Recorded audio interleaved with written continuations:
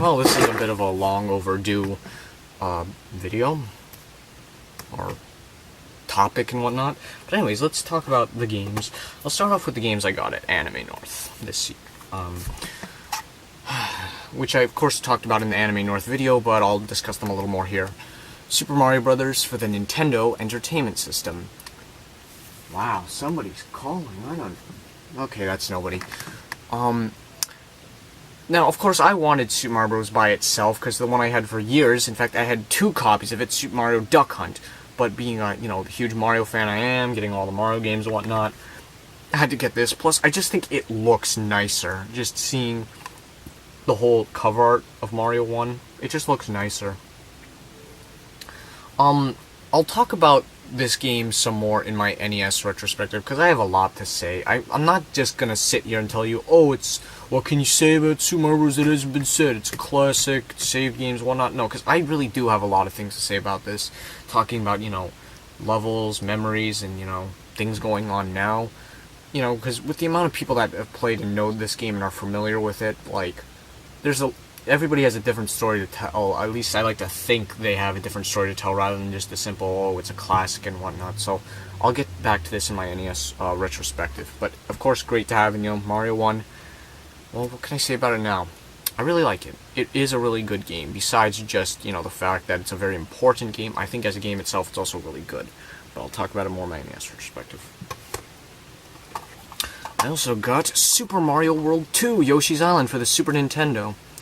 Of course, I wanted this, but on eBay it goes for like $80, and I was like, fuck, how am I gonna get that? I'm like, okay, surely I have to find it at a convention for cheaper. And I did, $50. Still, that's definitely the most I've spent for a Super Nintendo game. The game itself, I played it, a decent amount on Super Mario Advance 3, Yoshi's Island for the Game Boy Advance, and, I didn't really get into it as much, though I love the music, and I still do love the music in this game.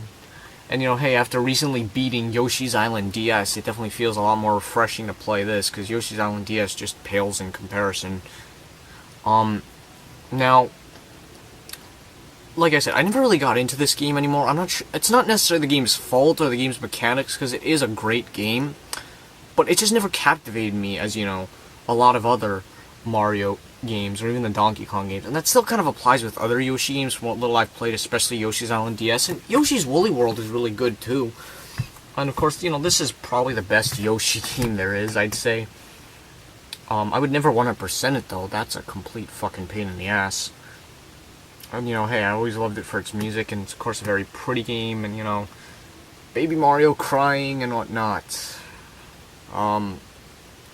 I think in the case with Super Mario Bros. I'll also talk about this a little more when I get to that, Super Nintendo retrospective, but, I think I said a decent amount for the time being. Next up, Urban Reign for the PS2. Now, I wanted this because GameSack talked about it in their PS2 episode. In fact, I think it was the very first game they ever talked about in that episode, and I was like, I'm sold. Because I want more beat-em-ups in the collection, and, hey, considering there's like 3,000 games to the PS2, surely there's gotta be some beat-em-ups, right? Well, there is. This is one of them. And it's by Namco. The game itself is really cool. The stages are pretty short, though, but the thing is, there's enough stages and there's enough meat and, gameplay and just stuff going on in the stages that really makes it feel like an actual satisfying experience. It's usually simply just, oh, take down all the guys, but sometimes there might be like, oh, take down this specific guy, don't worry about the rest, or take down these guys in like a minute or so. It really is a pretty cool game, it might kick your ass a little bit if you don't understand moves and whatnot, but it does play, really well, and it is satisfying, you play as this guy named Brad, and, clean up the streets and whatnot, take down, like, all the gangsters in the hood.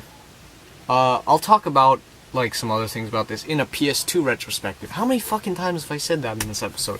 But it's true. But I think for this episode, for the time being, I said a decent amount of these games for now. But yeah, really cool game. It's like a $30 game, so if it interests you and if you have a fair amount of cash, I'd say go for it. Hey, it's by Namco. Namco's great. Alright. Next up, I got Journey Collector's Edition on PS3. I remember when I first heard about this, like, for one thing, it kind of amazed me that, like, Journey had a physical release at all. The thing is, I actually heard about Flower before I did Journey. In fact, I'm sure Flower came out before Journey. But I really wanted this. And before I talk about the games, I think this is a neat little package because it shows that if a game, may be good and whatnot, but is digital only and doesn't necessarily warrant a full $60 physical release on store shelves, why not do something like this? Price it at, not $60. In fact, I can't imagine this was $60 when it was brand new, but let's say it was, but whatever. You just take some games that are digitally only and release them like this. Release them onto one compilation like this. It's still weird because even when you pop in the game, it says, that it basically downloads the games to your PS3 hard drive. However, it can't play the games without the disc. So I'm like, if it can't play the games without the disc, why not just put the fucking games on the fucking disc? I don't understand. The games themselves flow pretty boring in all honesty. I mean, sure, the water looks nice, but I can't imagine playing this. I actually did play it for a decent amount because I was actually like, let's give it a shot. And, hey, it was mindless. I'm not sure necessarily mindless fun, but it was mindless, that's for damn sure. Flower, I didn't play too much, but it's actually pretty cool, controlling those petal flowers soaring throughout the fields and whatnot. It's really pretty, and it controls really well too. It uses the PS3 6-axis, and it does a really good job. As for Journey, Journey is really good too, and I'm sure you know what Journey is. It's recent. This came out in 2012. I do want to one of these days sit down and just marathon Journey, just beat the whole 2-hour Journey in kind of one sitting. So yeah, really cool. Great to have this. Okay, last Anime North pickup I got here is Big Mountain 2000 for the Nintendo 64. Big Mountain 2000 actually came out in 1998, in Japan at least. And, in North America, it came out in 2000, and as a result, it's a sort of uncommon game. So when I saw it there for $10, I was like, yeah, let's go for it. Because, hey, I might go for that full Nintendo 64 set, all 388 games, This game is one of 5 snowboarding games for the N64, and it's okay, I guess, but, it suffers from the problem that I have with, at least, 10 other racing games? There's only 4 courses. Why? Why is there only 4 fucking courses? Don't they know that you have to put some sort of, content into, your racing game? Now, the thing is about this game is that there's 2 different modes. There's, a skiing mode and a snowboarding mode. I'm not seeing much of a difference between them.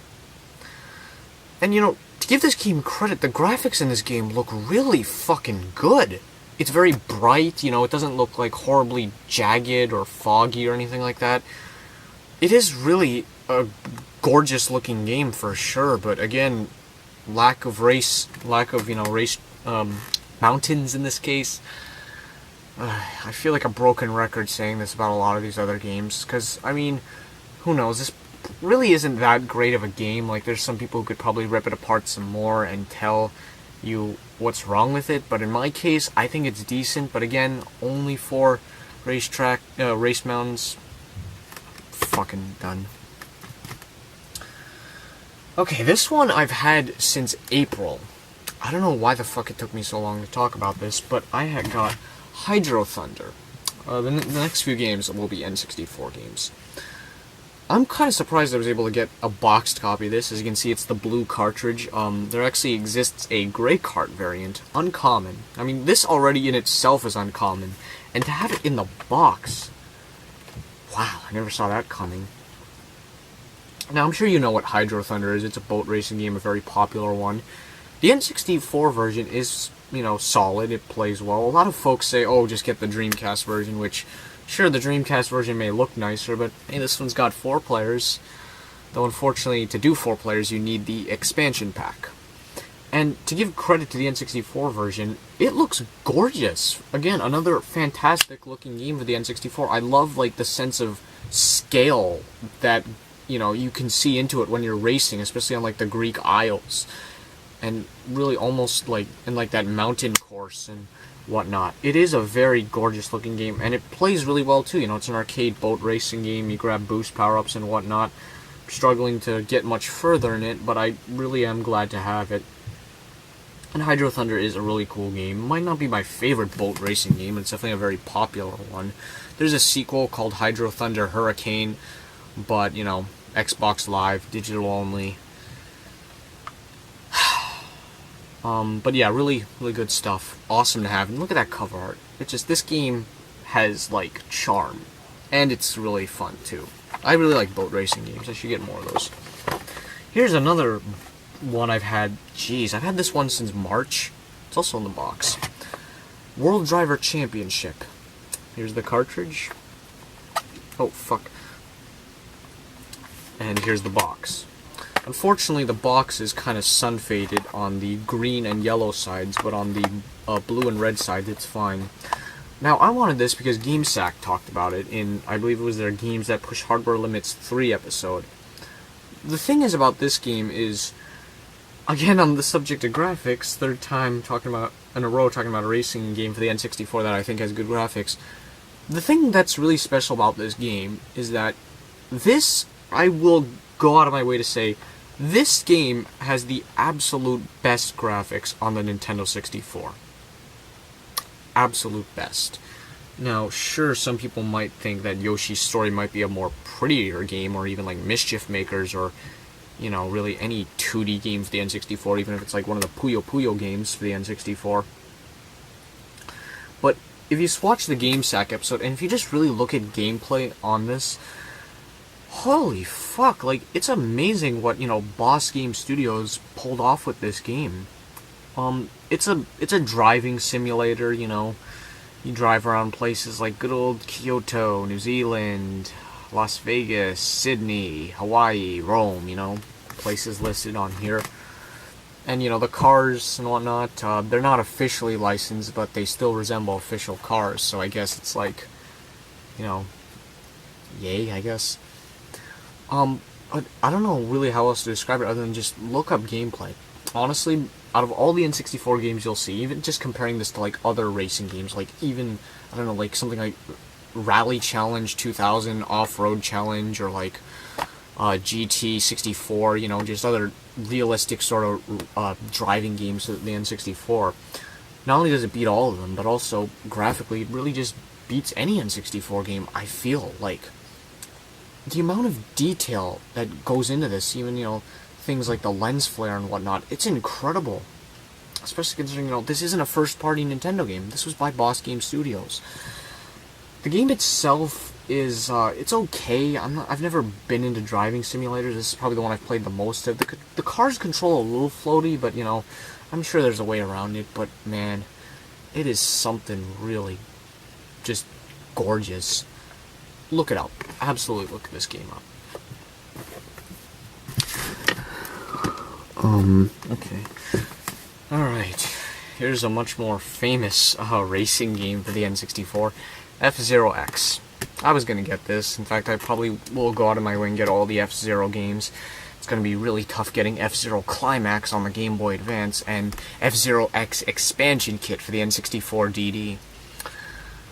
Thing is about this game is, I remember hearing about it a lot, when people would talk about the N64 DD. F-Zero X Expansion Kit this, F-Zero X Expansion Kit that, because F-Zero X Expansion Kit basically just adds things like a track editor and more courses and more vehicles and whatnot. But F-Zero X is great. It really is a great game. There's definitely an amazing sense of speed, running at 60 frames per second, and just its course designs, you're just, like, freaking zooming past, like, courses that are just skyrocketing up in the sky, or like in Big Blue's case, like a cylinder just going like, things like that. I'm sure you know about it already, but F-Zero X blew me away. And the thing is, out of all the F-Zero games, only this one and GX and I guess AX and Expansion Kit, have that sort of thing, because, Nintendo doesn't make F-Zero games really anymore. F-Zero Climax was the last, or the latest one in the series. But man, if we could see more F-Zero to get it like this, you know, because this really is something great. In a way, it was the sequel, but, you know, before that there was also BS F-Zero Grand Prix and BS F-Zero Grand Prix 2 on the Satellaview. But yeah, this definitely blew me away, especially with its, like, rockin' soundtrack and just amount of courses. Like, love and care really went into this, and that's why I can really praise it a lot. And it was kind of a surprise that I ended up getting this. I was really looking for F-Zero GX, but hey, absolutely could not be let down with this game at all. Okay, here's another fast futuristic racing game, Extreme G2. Now, Extreme G1 for the N64 blew me away. It's one of my favorite games on the console. It's one of my favorite racing games, you know, of all time. And, you know, I played the third one first, and that was really cool, except it just relied on the boosting a little too much. And of course, naturally, I was going to get this. Now, going into this, I knew it wasn't going to be as good as the first one, and, well, yeah, it really isn't. The main problem with it is that the courses feel a lot more condensed and whatnot. Like, there's a lot more times where it will be, like, crashing into the walls while turning, and given its fast, you know, gameplay and whatnot, it kind of makes a hindrance. Though, to be fair to this game, I think the best way I can put it is this. It's fun and playable with friends, and, you know, worthwhile effort on that, you know, basis. And also, you should really just get both games. They're both cheap. But yeah, it's definitely worthwhile and fun to play with friends. But to sit down and actually unlock the courses yourself and, you know, go through the Grand Prix and whatnot, it's harder to recommend in that way. There is a password to just unlock all the courses from the start, which I would recommend. But yeah, it's still a decent game for sure, but again, the first one just blows us out of water, especially considering how the first one just, like, fucking surprised the hell out of me, how great of a game it was. This one, whatever, it's nice to have, and, you know, it's decent. Okay,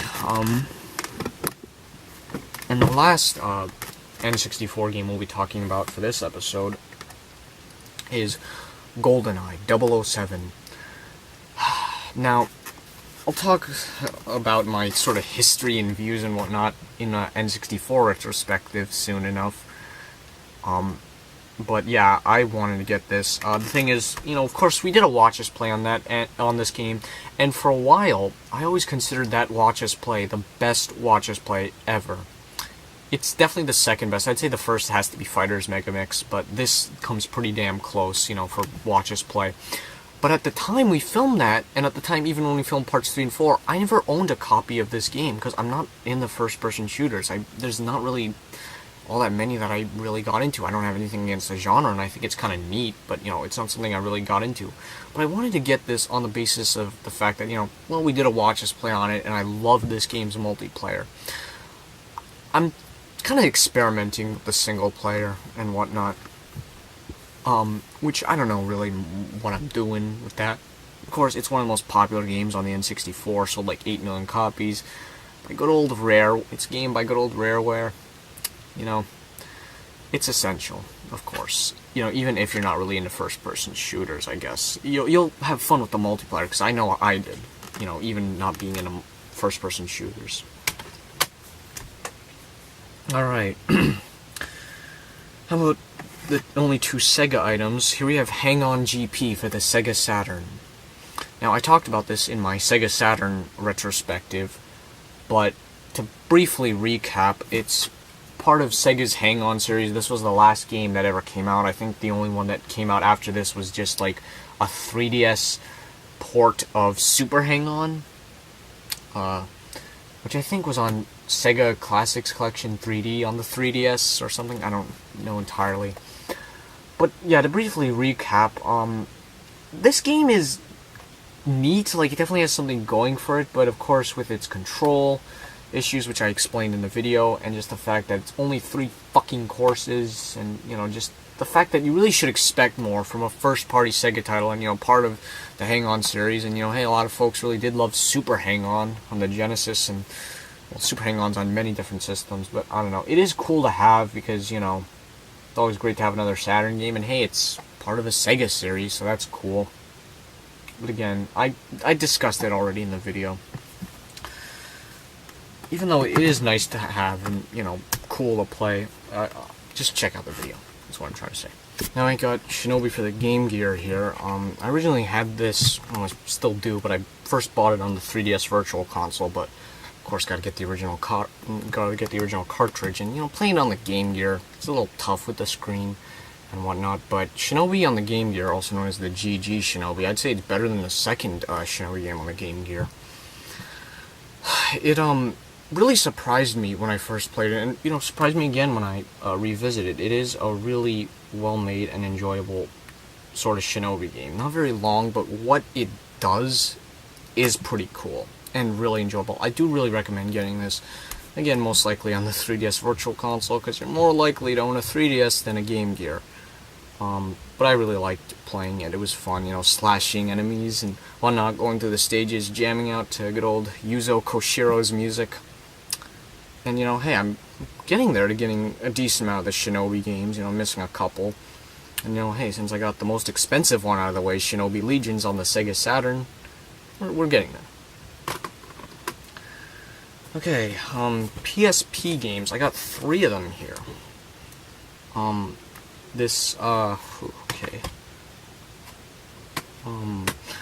This one right here, Archer Maclean's Mercury. This is a puzzle game of sorts, and I mainly got this because there was like a buy one get one free? Yeah, of, you know, the same value, of course. And I picked this up. I'll show you the other game I picked up last in this PSP section of the video. I heard about this game in name only, and, you know, considering the other PSP games they had at the store there, I got this one. I haven't played much of this, but it seems pretty interesting so far, how you control, you know, basically Mercury, and, you know, you have to do things like split it up and get, you know, like, sometimes color it, like, sometimes go under, like, spray paint to color it to activate colored switches to get to the exit, you know, that, things like that. It's pretty interesting, so far. I'll probably get to it soon, you know. Some more. Nice, neat little cover art, too. Here's one that I'm sure a lot of folks are familiar with. Luminous. I believe this may have been a launch title for the PSP, if not a very early on game. And, you know, I wanted it. I heard about it name only quite a bit. And, you know, even when I bought this, I didn't know how the game played or what it was like. But I'm sure as hell glad I did, because this game is great. I think one really ideal way of playing this is probably like Luminous Live on the PS2, you know. But, you know, of course it's great to have the PSP one and whatnot, play it on the go. And I played it a lot. It is really fun. You basically... I don't know if I really feel like describing it. But in a way, I'd almost... Dare I say this did to the PSP to what Tetris did to the Game Boy? I don't know, that might be a bold statement, but, you know, it's just a really popular... great puzzle game, you know, associated with a handheld, I guess. You know, and there's stuff like its art style and its music. The thing I remember the most is, like, you know, shining, shining, you know, things like that. But really great to have this. I've had this since April, too, so, you know, just talking about it now. Definitely one of the best games on the PSP, for sure. Okay, this was the game that I bought at the store for that buy one get one free deal, and you know, this is the one that I got for free, but the one I bought was Ridge Racer. Now, I believe this game's called Ridge Racers in, like, Japan and Europe. I don't understand why the fuck it wasn't called that in North America. This was one of the first PSP games. In fact, that seems to be the running trope or whatever with the Ridge Racer series. I wanted this because it looked really cool. And it is pretty cool. I'll talk about more about Ridge Racer when I talk about the next Ridge Racer I got here. But in the case of the PSP one, it's interesting. But the thing is, it seems like all the courses in this game are just from other Ridge Racer games. Be it Ridge Racer Revolution, Rage Racer, Ridge Racer Type 4. That's where they all seem to be from. Now, having said that, it still is a solid playing Ridge Racer and definitely a worthy entry in the series. You know, I played it a lot. I'm still going to play it some more, but I don't understand what's up with that. But, hey, nice little cover art, and of course, a very nice game for the PSP. Probably another one of the best games on the PSP, and you can get it dirt cheap. But I'll talk more about Ridge Racer when I, now get to this Ridge Racer game. Ridge Racer 6 for the Xbox 360. This was a launch title for the Xbox 360, and it's actually an exclusive for the console. Microsoft, they had a lot of exclusives on the original Xbox, not as much for the Xbox 360, and for the Xbox One, where are the fucking exclusives?